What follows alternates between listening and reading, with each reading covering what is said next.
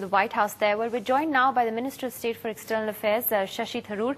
Mr. Tharoor, I hope you sleep late and we haven't kept you up, but I'm sure you were watching that press conference really closely. Here we have Vinod Mehta in the studio with us, and his view is that it was very low on substance, and there should have been something more that the President of the United States could have said on Pakistan, and certainly the Indian press was expecting a stronger statement on Pakistan, on terrorism. Were you a little surprised that there was no mention there, or of course you'd say you're happy? No, I'm just surprised that someone of Vinod Mehta's experience should be expecting the President of the United States to conduct his public diplomacy on Pakistan at the occasion of a press conference with the Indian Prime Minister. That's simply not the way it works. I thought there was substance in what was said by both leaders, and specifically on the issue of Pakistan.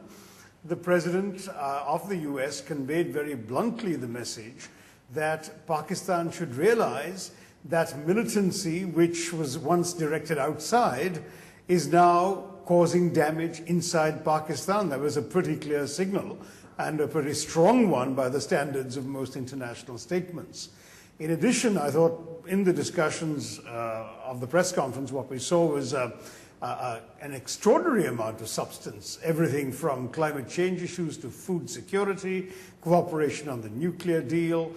It was not just the sort of atmospherics that the critics of this relationship would lead us to believe. So having just watched it, I haven't spoken to anyone there, but having just watched it like the rest of you, I'm coming out of it feeling pretty good about the way in which this visit has gone. Mr. Tharoor, I think the point that's being made, though, is that, here we are just a couple of days away from the first anniversary of the Mumbai attacks.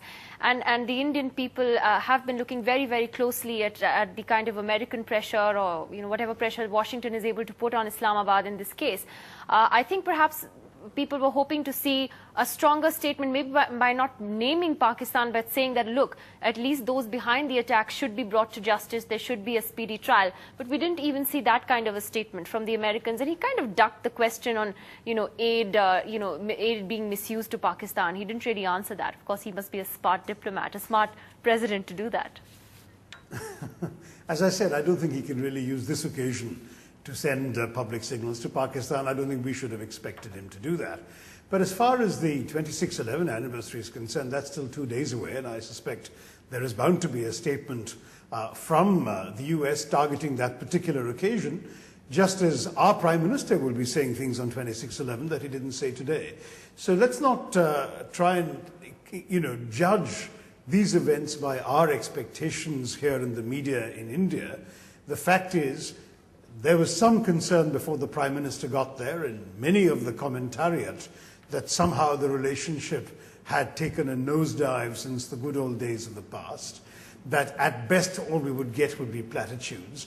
And instead what we've seen is the President of the US using the word indispensable to talk about India, giving very substantive and focused praise to the elements of India that make India such an important partner for the US, talking about it being one of the defining partnerships of the 21st century, and then going at some length and in some detail in his statement, point by point, on a number of substantive areas of cooperation and convergence.